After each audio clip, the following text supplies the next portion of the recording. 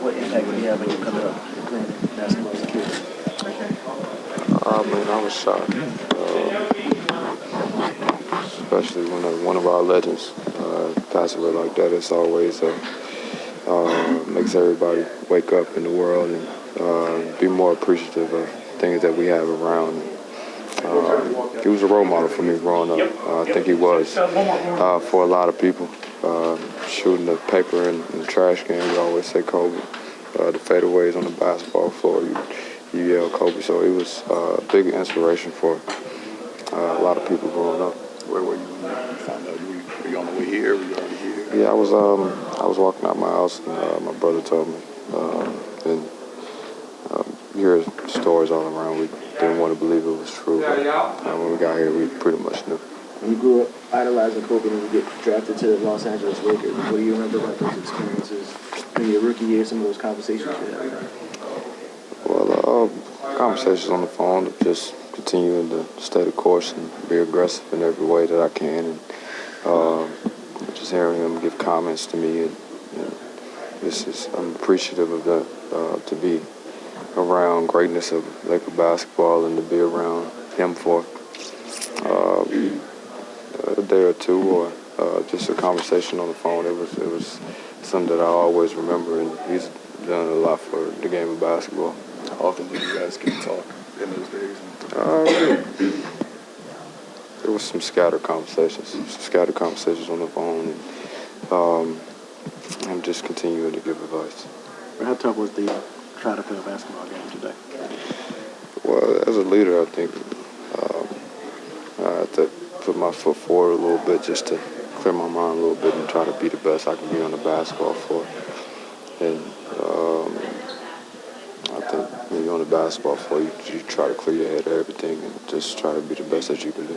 But now, a lot of the Adidas guys, y'all went and put Kobe's on for the national anthem.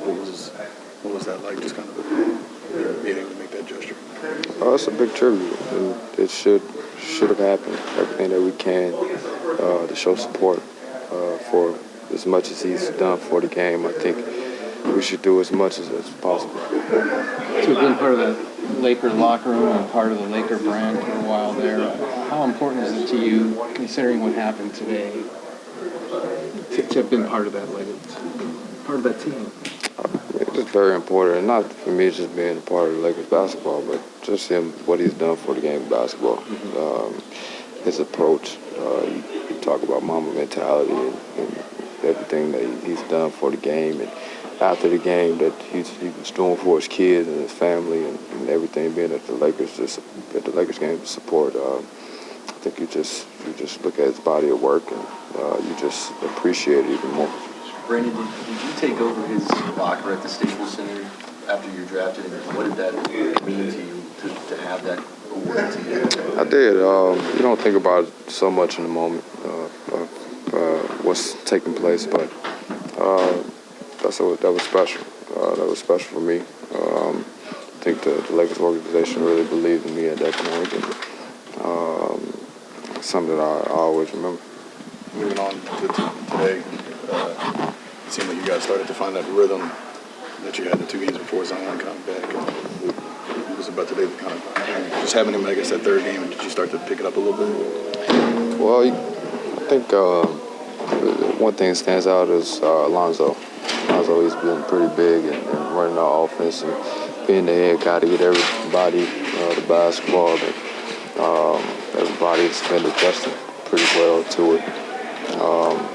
And it's helping our defense and our offense when he rebounds the basketball, he pushes the basketball, flattens out the defense, and just finds open guys. What do you think of the connection that Zoe and Zion have? He's throwing him alley passes from the sideline at this point already? I mean, it's beautiful. It's going to open up a lot of stuff in all our games, just for open looks on the wings and cutting to the basket. But that's a good connection that we will continue to do. Hey, man, just going back to Kobe, what's like the one game, the one moment that you just remember was watching him growing up? The one moment, I guess the one that we always talk about at 81 point game. But I've seen a lot of his highlights and his determination and everything that he does. And he's a player that just never quits, going to battle to the end. And that's what I sense from him. Zion gets the end of the game with you guys in the fourth quarter. How did he perform, and how big is that getting him in those kind of minutes? Because you're going to be on the floor, in those crunch time minutes with him. For him to play those minutes, how beneficial is that? I mean, it's big. He calls so much attention on the basketball floor, and he's so athletic that you can put it anywhere around the rim, and he goes and grab it. And he's big on the offensive glass and the defensive glass, and he just creates so much more for our team when other players aren't on the floor.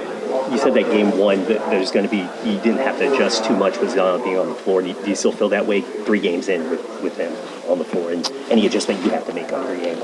Well, I have to make adjustments every single game with the defense's guard and how they're going to guard me each night. With me moving back to the wing, I have to make another adjustment of where I'm going to score the basketball, where I'm going to be most effective. And it's still a learning process. It's still a working process. But as long as we keep winning basketball games, I think it'll come together.